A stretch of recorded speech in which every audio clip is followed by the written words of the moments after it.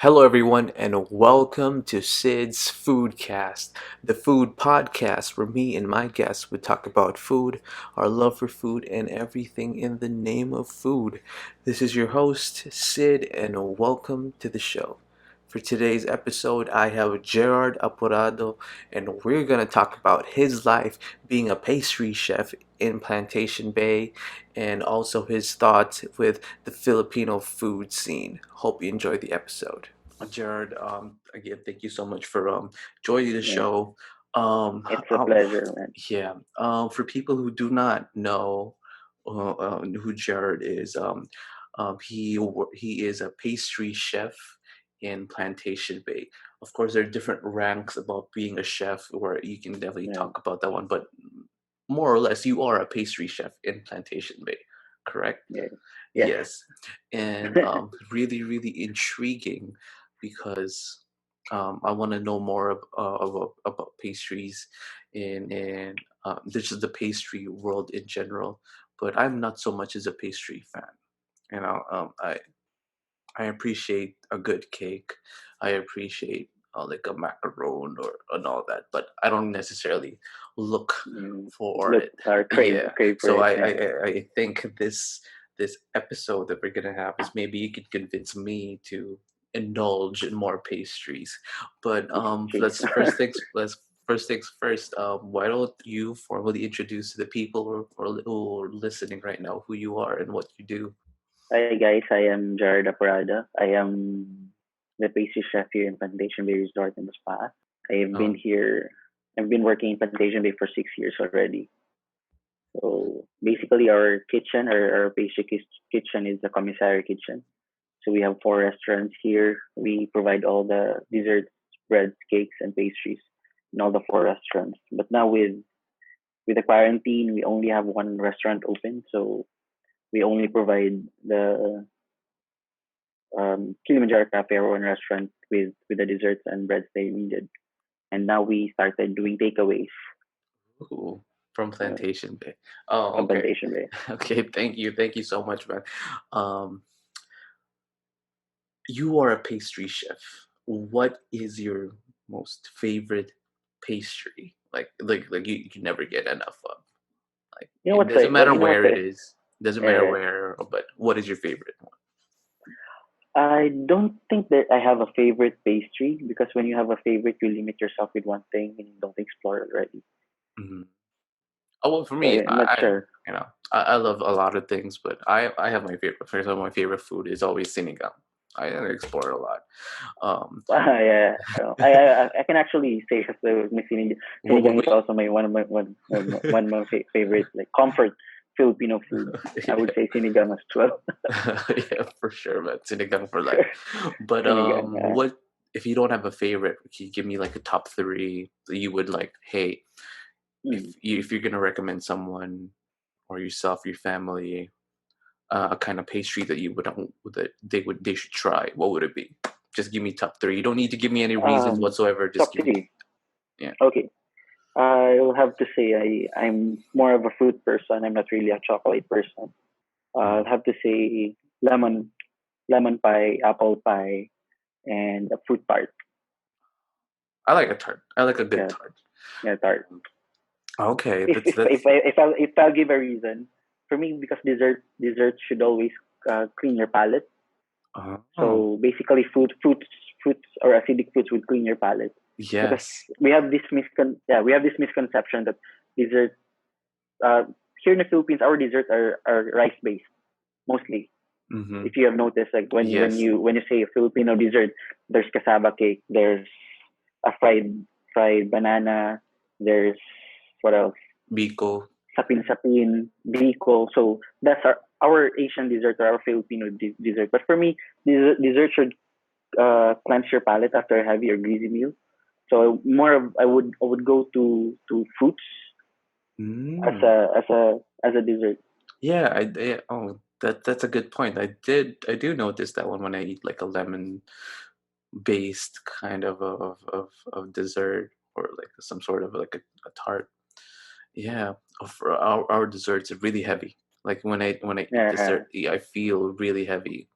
but I love my biko, I love my Yeah, suman and all that. suman. But Yeah, uh, yeah. So like uh, it's a part of our culture already.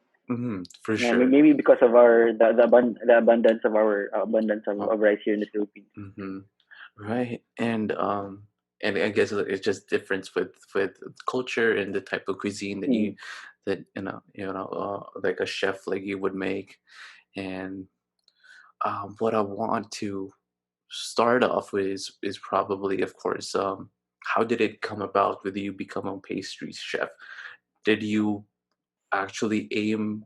Did you have that in mind when you were still studying and all that? Because according to your profile, you studied abroad to you studied in Bangkok. Bangkok, yes, and Yeah, and Malaysia. studied Bangkok when your manager kind of like let saw something in you, and then you were thrown to I mean you were they let you study Yeah, in yeah, Bangkok to go and Bangkok. all that. Yeah, But before that, way back. before you became a pastry chef, like you were like some kid in college. Yeah. What was your thought process then? Or did you want to be like a pastry chef, or where were you? Actually, my one of my like dream career would be an architect. Oh, It's, okay. it's far away, but far away from being a pastry chef. But I've always been scared because I don't think I have enough foundation with mathematics. That's what scares me architecture. So during college, I the hospitality industry just spiked up. Like a lot of fresh high school students are taking up this course. So I just grabbed the opportunity, and then I found myself during second or third year that I enjoyed being in a pastry. So then I started honing my craft and my longing for architecture. I was able to put it up with the pastry or like the art in pastry. So that's what the story came about with being in the pastry right now. Now I'm enjoying the journey. And I could totally understand because I I shy away with, can I categorize baking and pastry as the same, like almost like the same thing? Like you bake a cake, is that's still pastry, right? But are there other types of Yes, baking but that's not considered pastries? baking alone is like the process of baking Oh, something. oh, Pastry involves is with dough it? Oh, dough already. So anything that's with dough, you call it pastry. oh, okay. So okay, all right. So I kind of shy away from that aspect because my main um idea when it comes to baking or pastries is that it should have exact measurements. It should use with the right Yeah, tools and it deals with accuracy and precision. Wherein other types of cooking, you kind of have like just the feel of it. Like for example, like you're cooking your mm, normal tapsilog or your normal yeah, sinigang or like other Filipino dishes. Like if there's something lacking, oh, you just add soy sauce or add just and water, or until you get that right timpla. But you don't have that yeah, in baking. It's like because you baking. Yeah, after you're done with that one, you can't touch it. yeah, Like if you're proofing or if you're kind of like letting your dough rest or like I don't know, you're like decorating, you need to have that exact measurement and you kind of have to trust, like you just leave it like that and yeah, then that's it. And if you screw up, you have to do it all yeah. You over have to do again. it over again. Yeah, I don't have that money and luxury to um, kind of do things patience. and the patience as well, you know. Because in cooking you kind of do it on the fly, but you can't do that Yeah, in baking in a way. Like I'm not quite sure, but you can't do that. Like you need to have that exact measurement because you can't mess it up halfway through. yeah. That's like the thing It's that's my science. thought. Baking is Yeah, science. Yeah, yeah, it feels like chemistry using measurements, and even like the making of ice cream or making of a cake. deals with temperatures, it deals with the exact measurements, and Yeah. it's something that maybe it's maybe if I understand, like that would be like that feels like architecture for you in one way because of like the measurements, the exact thing, and like you can't Yeah. mess it up and all that because that's and it's amazing. It's just for me, like I'm a home cook. It's something that maybe it's intimidating for me in a way because like oh you have to restart everything all over again if you Yeah. mess up. But I'm glad for you that you kind of like that. But Yeah. yeah, but then again, I Because I do actually enjoy appreciate it. science. I actually enjoy science. Yeah. That's why what I kept on asking with, I kept on reminding my colleagues that you always should have a strong foundation with pastry or in cooking in particular, so that you would know the function or the components of the ingredients. You would know how you should use it. What's the difference between baking powder and baking soda? What's the difference among all-purpose flour, cake flour, and bread flour? You should know all of that so that it's easier for you to troubleshoot when you mess up with something.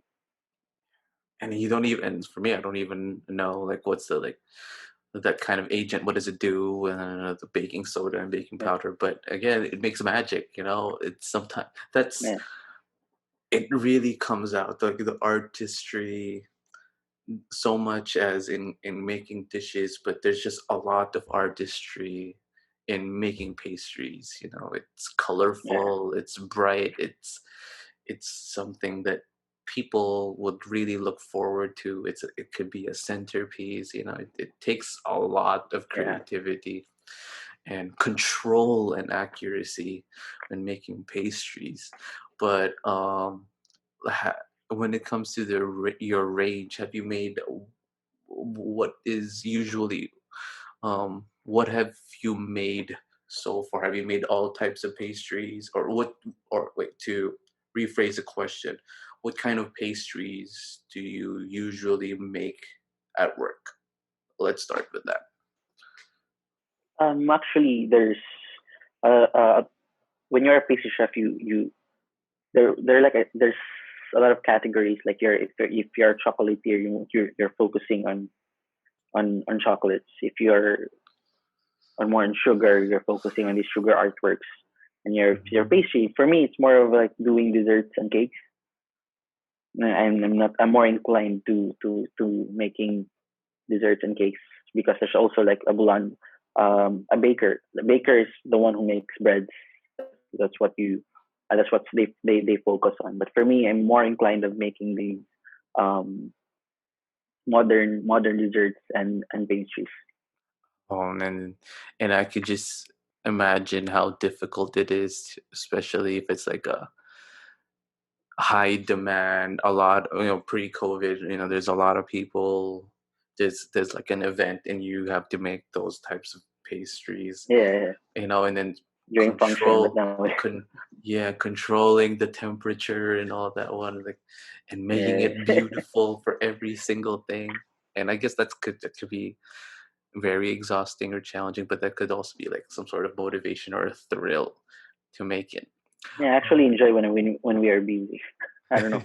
I just have this like I'm more hyped up when we have a lot of functions and we have you know um I'm not sure if it's weird, but I again, actually enjoy when I'm being challenged, or and and, when the kitchen is so busy. that just means that you love what you're doing, that Yeah. just means, yeah.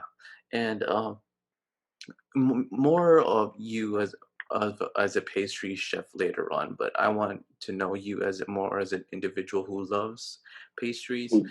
So if I would ask you, what kind of cake do you like? What kind of cakes do you prefer? You know, whether it's just for yourself or for like a party. Oh no, let's You know just what's ironic, man? I work as a pastry chef, but I don't really crave for pastries or cakes. because I'm you're more, it's yeah. all in your face. It's already Yeah, no, but I crave for steak. I crave for something heavy. I crave for hamburgers. I crave for something that's really fulfilling for me. to my stomach. I don't know. I don't really crave for like no. I'm not sure if it's ironic or it's weird. I work as a pastry chef, but I don't really crave for desserts or cakes. But I crave for these like heavy meals.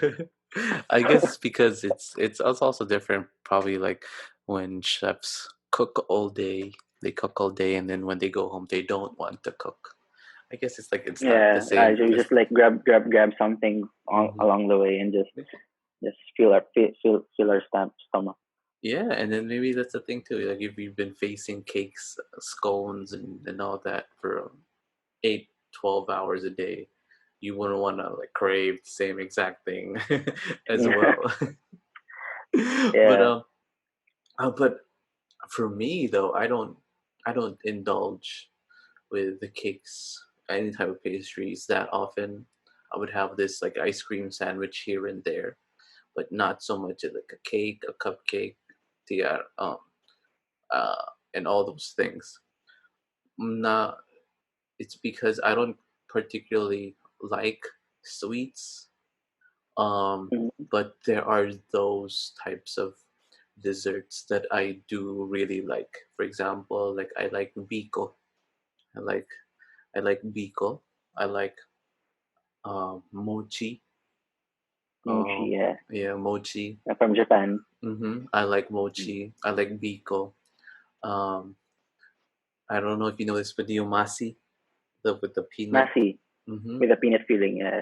I love umasi so much. And those are all rice, Yeah, or I rice think rice based based, desserts. right? Mochi, I went to Kyoto and tried one. They call it matcha mochi, and they're like beating it Yeah, then put freshly water and then keep beating for it. the water, and then they It looks so awesome.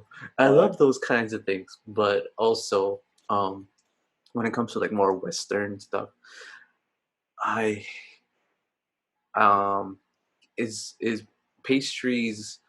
See, I can pastry deals with dough, so I'm thinking something more of dough because a parfait is not pastry. That's like a dessert. yeah. Um, is creme brulee. I like those types of desserts, but there's cakes not so much. I don't necessarily like Don't cakes. like so much cake.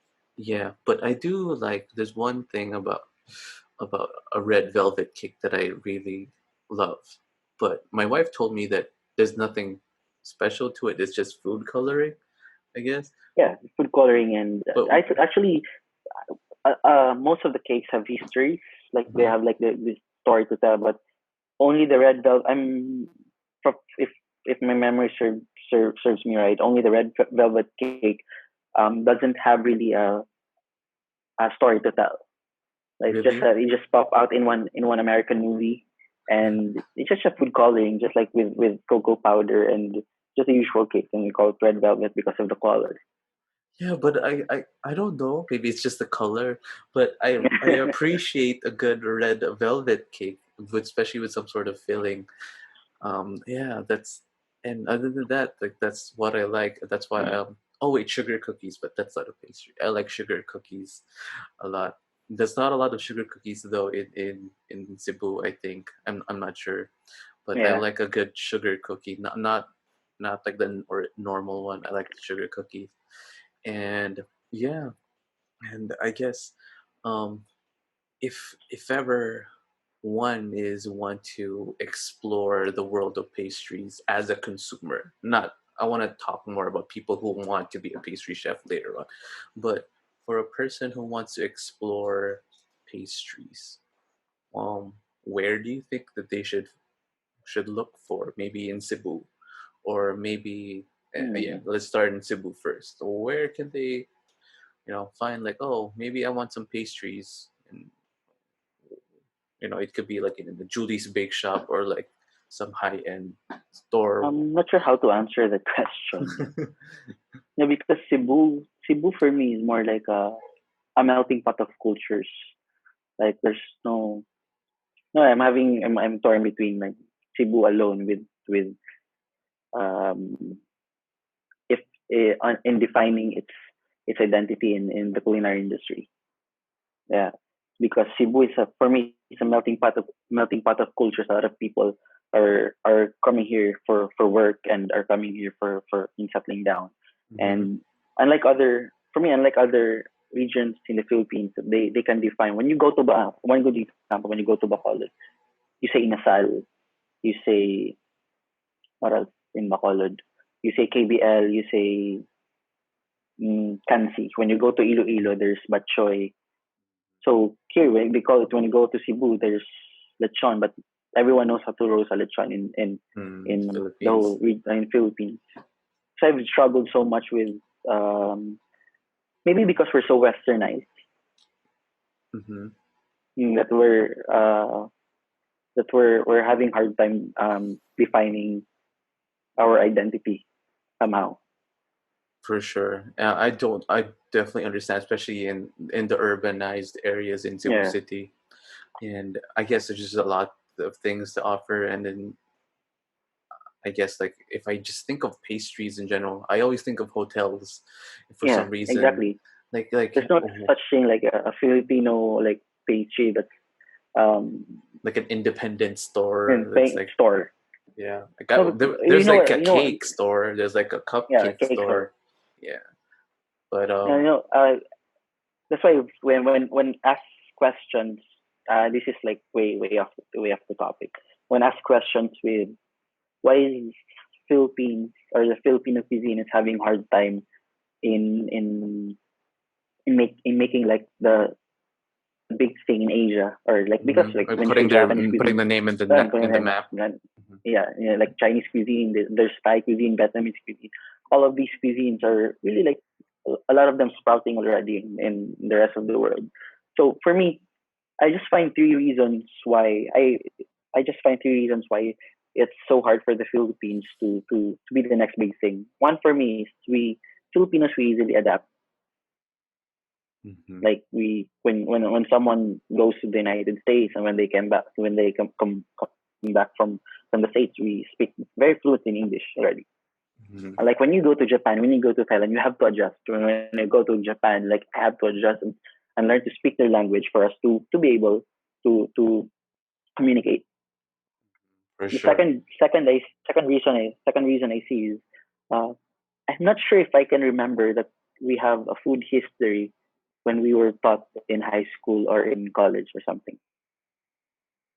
Not sure, like Then not so um, much. Nothing. Not not like so much, like just like maybe. the history of our Hmm. national heroes, how we've been colonized by Spain for 333 years, how we've been colonized by America. But food history alone, we were not really taught in our history.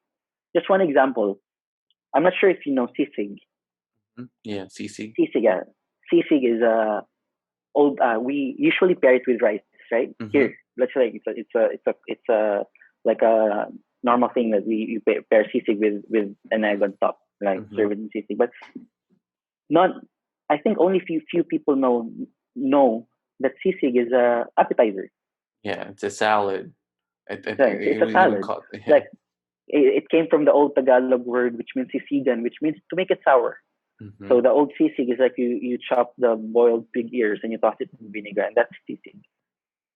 The culture now we have, like the earlier generation now, is we pair sisig with rice. So basically now, as Filipinos really don't know or don't understand our cuisine. It's a, you know what I'm Yeah, like. even When you that's. go to Japan, like ramen, yeah, ramen, sushi. When you go to Thailand, there's pad thai. There's like when you go Mhm. to Vietnam, there's what's it called, soup again? Pho. And There's pho. There's a pho, yeah, banseo, banh mi. Mm-hmm. yeah. And I think the third reason I would say is the regionalism. Like we are like a lot of islands here, so my mom's adobo will always be better than your mom's adobo. Mm-hmm. So, so like our inasal here in Bacolod will always be better than your inasal. Our kare kare here will always be better than your kare kare. For sure. No, I yeah, I kind of understand that one in a way that's being in different islands and the national identity of what Filipino cuisine is can be strongly be argued with. Um, with food critics or food historians based on wherever they are and based on Yeah. how impactful the influence is. Like even let's say lechon, lechon is a national dish. I got this from my previous podcast. Lechon is considered a national dish, but how often do we even eat lechon? And even the term Yeah. lechon is Spanish. And then But lechon is not. We were told that lechon is our national dish, but actually it's not really that. What do you call this one? Recognized or recognized in the country because it wasn't being like. I'm not sure how to say this one. like not recognized Uh, by a central body or yeah, governing body. Yeah, government. Yes. yeah. And actually, even Jose Rizal as a national hero is not even recognized, not yet, Yeah, anyways, which is yeah, totally weird. we're just calling it Yeah, the like national we hero. just dub We're it calling like this that, but it's not necessarily yeah. on record. There's But no like a patent, but yeah, patent. Yeah, yeah, and which is weird because again, even if we consider that one, there's not so much as an agreement of what is Filipino cuisine, mm-hmm. because the taste in the Tagalog regions, in let's say even in Ilocos and their Ilocano dishes, vastly is different, is Yeah, different from, let's say, it could be different not only because it's regionalistic, because obviously in other countries, other regions have different tastes, but it's just vastly different to the point that it could be considered its own cuisine. Like we can't say yeah, consider as a moro cuisine as Filipino cuisine. It's too in depth or too ingrained and too unknown to be considered as a holistic national cuisine in general. I think, okay, maybe I'm just like blabbering or spitballing here, but that's just my take on it, in which I definitely mm-hmm. agree with you. And that just great goes in deep with not just appetizers, but even in main dishes and even in pastries. But of course, we have the mainstays like the adobo, Yeah. the lechon, the You know what I find what do you call this one uh when we have visitors from other countries and we invite them over here, for example in Cebu. You know what? That's why there are a lot of restaurants or Western restaurants here in Cebu because we patronize it. When we have visitors from outside of the countries, I'm generalizing. I'm not. Uh, when we have visitors from other countries, instead of inviting them over or what do you call this one? And instead of letting them try Filipino restaurants, Mhm. we invite them over to Western restaurants, But invite them to hotels or like to hotels. Yeah, fancy that's why places. I'm not instead of letting them. Karinderya is a good place to start. Karinderya is Definitely. like a home cooked meal. Let them try Filipino cuisine because it's a home cooked meal. But Sure. no, we patronize more of Western dishes. We tend to neglect our own hmm cuisine. And then because of just the idea of colonialization goes way deeper than just appreciating brands in the West or food in the West, but it's also how we interact with foreigners, how Yeah, how we want them to like too. love us, and that's why like yeah, it's crazy to the point like okay, this is way off, but I would always this is there's also there's this is term called Filipino clickbait, where we kind of salivate and beg for foreigners to react to our food culture, whatever it is in it, and if they kind of say it's good, like we kind of swallow it whole, and I think that feels validated for Yeah, us. That's why like That's why Filipino clickbait is real. That's why foreigners react to Filipino singer, blah blah blah. Foreigners react to Yeah, Filipino food. Like they've always put like Filipino in caps because it's yeah, automatic clickbait. It's and that's not just with YouTube videos. That's also with just even just the appreciation and validation for ourselves. Like if we say our food is good, that's not enough. It has to be like a white guy should appreciate our food. yeah, But then to the point that we want them to feel welcomed. We don't kind of show the nitty gritty mm. true side of Filipino, the carinderias and then the punko punko. But obviously it's Yeah, sometimes it's even novelty, like, oh, foreigner tries punko punko, and then, everyone kind of raves with it. But yeah, again, it's exactly. problematic in a way. It definitely is.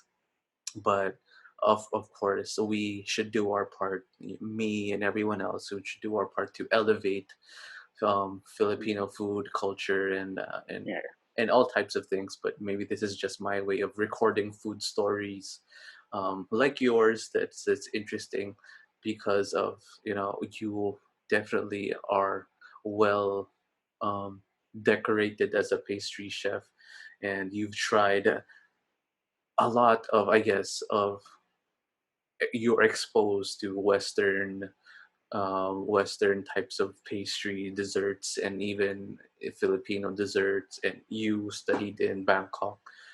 I guess that gives a lot of information and experience for you as a pastry mm. chef. What do you think of pastries, or being you or pastry chefs, or in that world of pastries in the Philippine setting? How are we doing as Filipinos in the world of pastries? Basically, we're not like because Western desserts are light and light and fluffy, and Hmm. more on Asian desserts. We are on those heavy base desserts, and I'm a we cannot really categorize how are we doing with With Western the standards. Yeah. Western standards, but ours is more the flavors we have here in the Philippines, and we have so much similarity with other Asian countries. When you go to Thailand, right? There's they call it there's like a soup. They also have like a coconut based uh, rice dessert with paired with mangoes. We also have The it here in the mango Philippines. sticky rice. Yeah, Mhm. mango sticky rice, and here in the Philippines we also have suman, where we also pair it with chocolate. And our desserts most likely are uh, it has been our culture in in serving desserts. Like we have a buffet here, Filipino Fiesta. Our desserts are really heavy, like cassava cake, biko, sapin, what do you call it, buko pie. So basically, it's more like I wanted to go to a path wherein we introduce the Philippine flavor, but with uh, With lighter. elevating it lighter, Mm-hmm. like a lighter Mm-hmm. version, and also introducing the Filipino flavors because we often patronize Western food wherein we don't patronize our own flavors as well. So that's why I started introducing like reintroducing the Filipino flavors. Early early last earlier this call this early September we introduced the Pinoy cookies. So basically cookies are so Western. So I made it more like Pinoy with flavors that are familiar to us with malunggay, tablea, ube and cashew Ooh. mango. So basically more like reintroducing the Filipino flavors and that these flavors would what do you call this one would would enhance the Filipino cuisine more Mm-hmm. somehow. And elevating it. Yeah. And to the point that it's as well known as like a mochi or something like that. Like, Mm. because we think of mochi, it's even here people understand what a mochi is. Not everyone knows what a suman is or what the biko is. Yeah. Bakery. Yeah, but I guess there is this novelty and appreciation with these yung kakanin, what do you call this one? Yeah, The kakanin. kakanin makers and how they make it. It's something that's It's tedious. Yeah, it's yeah, tedious. and it's amazing as well, Yeah, and if we could incorporate those elements to elevate it to international standards too, yeah. that would be a very very exciting to But see. I we, as just Filipinos, we should love our own cuisine more. So that's how can we introduce it to the international scene where us, we don't even recognize our own cuisine, or we don't even patronize our own cuisine, for our own sure, food, our own right? flavor. Like maybe I don't know because again, like if we think of the Japanese and the mochi, and then the Thai fried, the Thai sticky rice, it's not repackaged or like made it into like a mochi parfait. There's nothing like that. Yeah, People just recognize it as mochi. yeah, That's it. There's nothing. It's not changed into some sort of Western elevation or fusion or something. It's just that.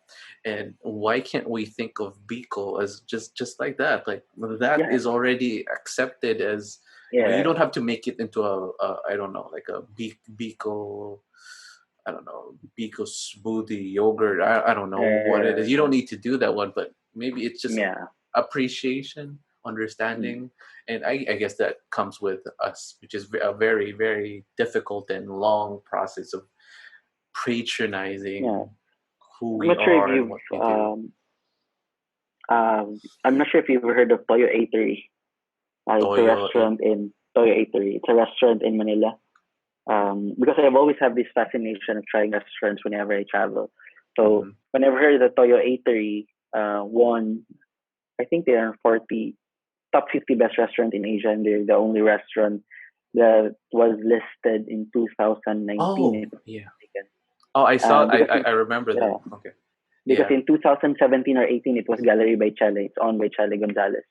But in 2019 or 2003, was listed in 50 best restaurant in Asia. So in 2019, I had the opportunity to try their set menu. It's like 12-course set menu. So uh, the experience itself is more like familiar flavors, but it's a different take on Filipino cuisine. There's one of my favorite one was they call it chicken tinola, but the soup itself was more like a panna cotta Mm, already, like and more there's like a jelly-ish. chicken bo yeah, chicken boy jelly-ish. It's not a soup, but it's more like a panna cotta or something. There's like pickled ginger, and there's like chicken balls, and like a ginger oil. So it's like a different take on Filipino cuisine. And there's also like bahay kubo. It's more like a salad, but all of the vegetables in mentioned in the song bahay kubo were present in the dish. Oh, It's more like a it's a it's a good like it's a yeah, elevating yeah it it's in a a way. Yeah. elevating the Filipino cuisine. Yeah. So I appreciate chefs. I appreciate people doing or um, exerting effort in elevating the Filipino cuisine, and I hope Filipinos would what do you call this one would appreciate it more, or would patronize it more, other than other cuisines. Right. And and you can't say it's like westernized or fusion. I would definitely say using Western cooking techniques, but using like Mm, but using genuine Filipino ingredient. It's not even a Western yeah, dish. It's an evolution. yeah, It's extending what it means to be an adobo, or what exactly yeah, is a tinola. It's redefining the yeah. dish. Because Filipino cuisine is a really diverse cuisine, because we've been colonized by Spain, we've been colonized by Americans, we have also like Japanese and Indian influences. So basically, our cuisine is really diverse. That we also have Chinese influences, the lumpia, The where they shopao. introduced like the wok already, like Mhm. stir fry. They introduced stir fry when they came here in the Philippines. So yeah, Oh, and I guess that is always something that's challenged and something that should be elevated for all types of cooking, you know. Yeah. And that just means that the cuisine is evolving. You know, if there's no one challenging Yeah. it, if no one's innovating or even Yeah. trying to change it, like If, if you're not rising, if you're not um, raising a few yeah. eyebrows, there's Yeah. something You're not. missing. Yeah. Exactly. If you're not if you're not taking risks, you're not being creative. Mhm. So I appreciate people like taking risks because you're being creative. And when people would judge you for that, but as long as you're doing something new, you're doing something different, then you're being creative. For sure, man. And I guess that takes a lot of guts and that takes a lot of risks, especially for people like you or in the culinary world. It's I guess it's like more of a headache more than ever to trying to Yeah. elevate, and it's not just sometimes people eat because they want to be full, but people make dishes because it's an experience. Yeah. You're experiencing something that is something you cannot explain through words, but only through food, and that makes it really really exciting.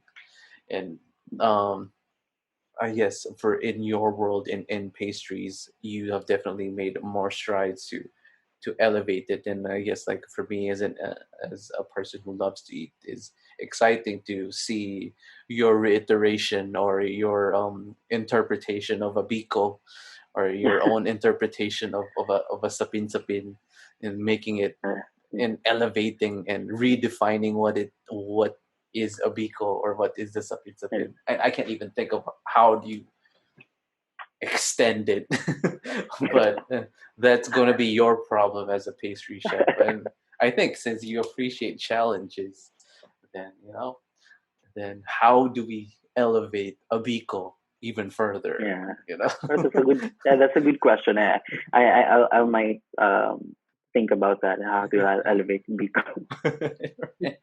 Like You raise a yeah, good question. yeah. So that's gonna be you, and hopefully when I uh, visit, Something to ponder on. yeah, when I because you said there's somebody who already extended or redefined what is a tinola, making a panna cotta version of a or making it like that of a tinola. And then you as a pastry chef would probably be more challenged to extend, redefine, or elevate Yeah. a certain Filipino dish, and that's a headache. That's gonna be Yeah. your problem. Yeah, Yeah. but I guess my last segment would be if a person would like to be a pastry chef. What I understand there's gonna be a lot of like the years of training and expertise, and they Mm. have to go through I know like some sort of stewardship. I understand, and all that. Maybe what can you give like to give this podcast a little bit more added value for people who want to become a pastry chef? Like maybe some words of advice or some sort of guide that you could give them from. Um. I would say that all of us should be a blank. I'm not saying that I have reached my destination already. I'm still enjoying my journey, but I think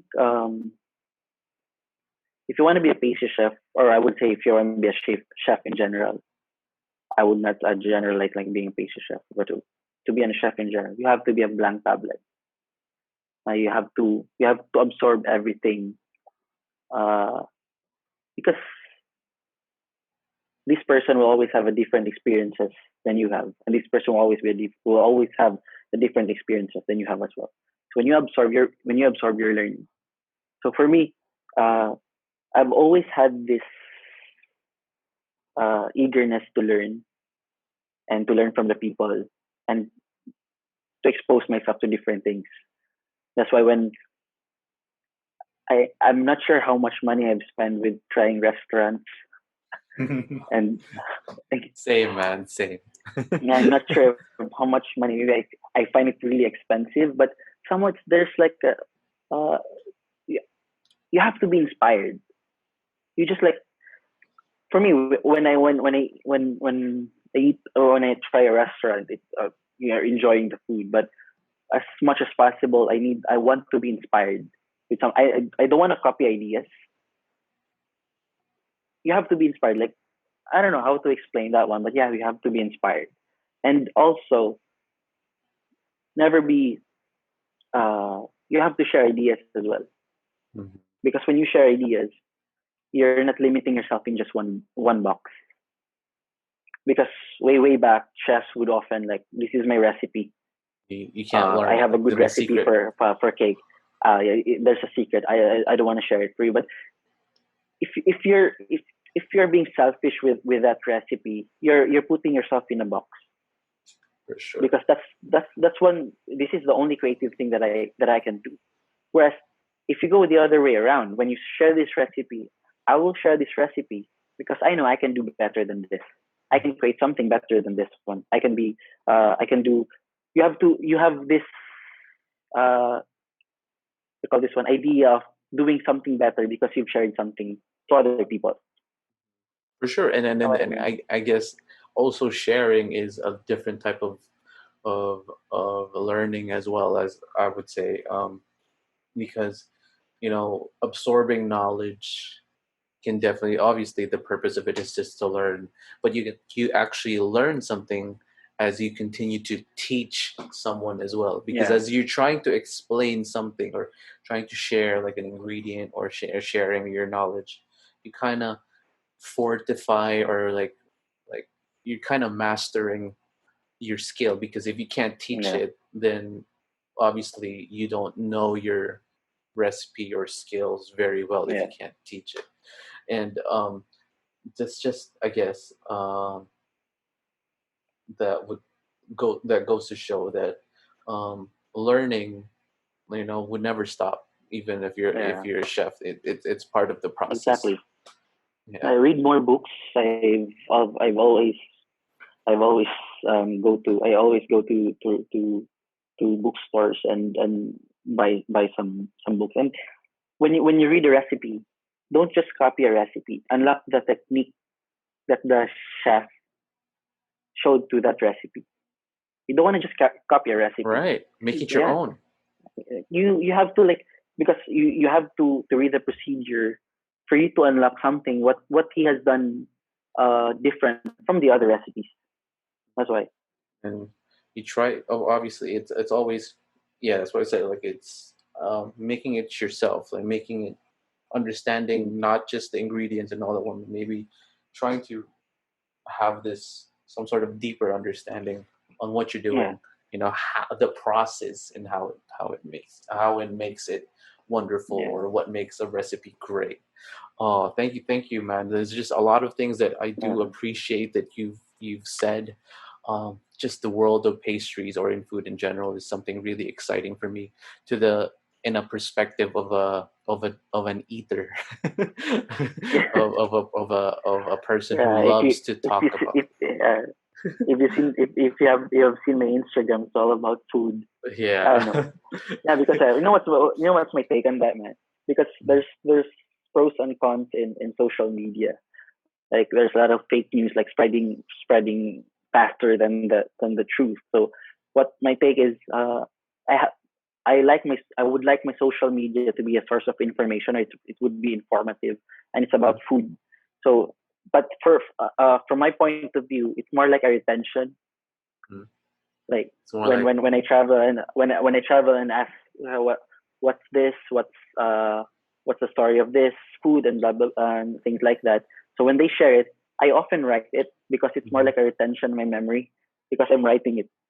Yeah, So it's more and and it could serve as an archive, or it could serve as, yeah, it's something like a diary of sorts. mm, That's like, that's how we retain these stories and origins of how yeah, we make these food, and this is very, very interesting, and sometimes even important to understand how food is made, how this dish is made, because again, I want to plug into everyone this my other episode about how food and culture revolves around the world.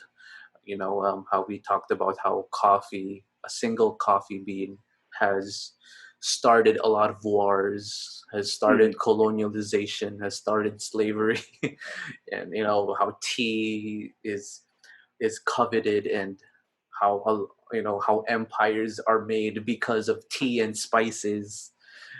This is not just Yeah. about putting food in our mouths. This is history, and Yeah. understanding food and understanding the history behind it. It could be as Definitely. simple as an Instagram post, or for me, my take is creating a podcast to retain these food stories from different walks of life. Not just Yeah. from professional chefs, but even from just a random person who Mm. eats. There's always Who a loves food story to uh, tell. a lot of people, like normal people, have stories to tell. Hmm. Yeah. Right. And it could be your mom's adobo, or like someone who you know like your random trip to La Union or somewhere. Yeah. There's always a story when it comes to food. Thank you so much, man. Thank you so much for You're sharing. welcome. And you mentioned about your Instagram. You can definitely see like he already put a highlight to all the different countries he's been to and all the food stories over there. You can definitely check it So, out. but And out of out of their all restaurants, one I have one favorite restaurant I haven't tried. where? It's in Kuala Lumpur. Oh, Dining in the dark. oh, is it really Yeah. literally in the dark? Literally, like you're really like you can see any thing. Like it's really dark. So like more like unlocking your five other senses. Oh, and it So it's heightens like your mouth. it's a Oh, yeah mouth oh. smell and yeah. Oh, that's so interesting, man. People definitely, where can they check you out? What is your Instagram handle? Gerard Apurado. Hmm. You can Mm, check him out if you are a foodie. Check his Instagram feed. They're really interesting, different types of food and cuisines all over the world. But obviously, if you want to taste his pastries and his works, you can definitely go to Plantation Bay in Cebu, in Mactan, Cebu. It's yeah, Mactan, Mactan, Mactan, Cebu. Cebu. Yeah. Yeah, I don't remember my last memory in Plantation. I think it was like 4 years ago. No, no, probably around 7 years ago during my cousin's Mm. wedding. Really, I'm really still nice in Abu place though. Dhabi. Abu Dhabi like that. You're still working there? Yeah, I was in Abu Dhabi before coming here Oh, in Cebu. yeah. Oh my God. There's a lot of stories to tell, man. I definitely want to continue talking to you, but it's already been an hour. Yeah, But yeah, it's been an hour. right. Is there any plug in, any shout outs that you want to share to the people? Anything that they should look out for, you or Plantation Bay? We just started takeaway here in Plantation Bay, so just check out our page, Plantation Bay Bake Shop. So um, we have more. We've been brainstorming for a lot of pastries that will come out, but we'll see All right. for the new things coming on. Okay, man. Thank you so much, man. Thank And you. yeah, and my last question before we end, if you could have any dish, dessert, pastry, whatever it is, right now, what would it be? Right Startup now. time. What? Startup time. Oh, I don't even know what that Uh, was that. it's like a caramelized apple with Fab Libreton, like that. Oh my God, I sound so uncultured What's right your now, but favorite? What's your favorite? What's your favorite? Unlike other than Biko, what's your favorite pastry or pastry. something? Yeah, Oh you're my having a God. hard time answering. I like oh my God, that. Oh my God, I forgot that term. It's like bread that has filling and has like a chocolate on top. Oh my God. Oh, what's that called? Oh fudge. Oh, I What's the forgot. flavor of the? It's basically like bread, but it's like puffed pastry, but it has like chocolate um like It's not a spread cream on puff or top. something. It's not it has a term. I forgot what term it was, but it's not a cream puff because it's like a like a rectangular bread, and it has like oh Mm-hmm. an eclair. Eclair. Eclair. I love a good eclair. Yeah. If I could have a pastry, right? Pastry besides the cake, I love an eclair Yeah. and biko. I love Biko. a Yeah. good biko all time. All right. Biko. Halo halo as well. It's a good Filipino dessert. But we have a lot of similar desserts in all over Asia. Yeah. Thank you so much for sharing your Thank you. expertise, man. Definitely, I will be looking forward to. I am planning to go to Cebu. Hopefully, when things are Yeah. better, and hopefully, I get Better. to, go to And Plantation Bay. travel is okay Hmm. again. For sure, man. All right, thank you so much, Thank man. you. Thank you, Okay, man.